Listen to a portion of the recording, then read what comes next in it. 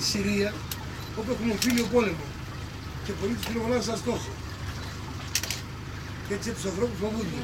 Όσο κάθονται με τους Αγιοπελεκάνους, ξαναρεύουν λίγο. Η γλώσσα, είναι και πέρα.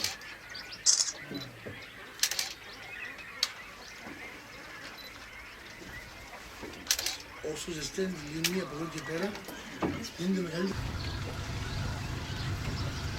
Είδατε ξεψήρισμα που κάνει μπροστά μας. Για τα κάλια εσείς. Αυτοί έχουν φωτογραφικές μηχανές, η άλλη κυρία έχει πάει πολλές φορές κάλια. Εσείς δέστε.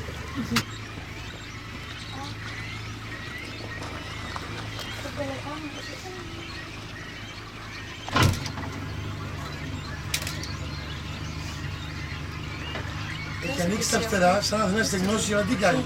Αποβάλλει θερμότητα.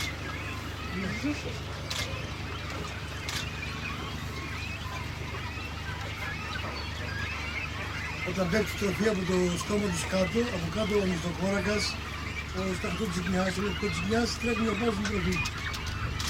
Η τροφή είναι πολύτιμη. Ο Αμερικάνος ταΐζει με το σκόρ, ρίχνοντας εμετό το φαγητό με τη σακούλα, το μικρό τρέχει μέσα. Τώρα 9. Είναι το φτερά, εδώ το άκου δίνει, αριστερά. Πάμε στο. Είναι το νοπό που θα δίνει το φράγι στη χαλιά, θα φάει κανένα μικρό ή και ένα αυγό. Έχουν εξαλείψει τους εχθρούς τους μισούς. Εγώ πελεκάνους όχι, τώρα αν πάω και κάτι που έχει μερικούς πελεκάνους θα τους σηκώσω.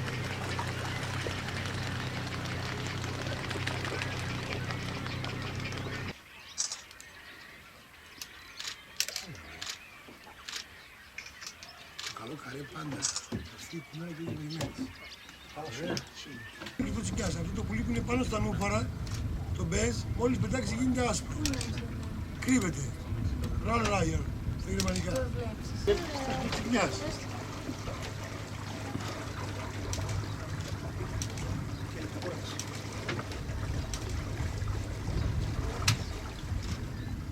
Άλλος είναι αυτός.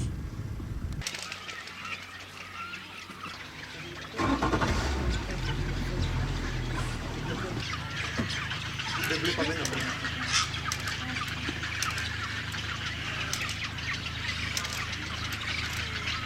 Αυτές οι περιφράξεις που κάνουν για το δάση που σας είπα. Όπου βλέπετε πασάλους. Μακριά από το σημείο που βγαίνει έξω από την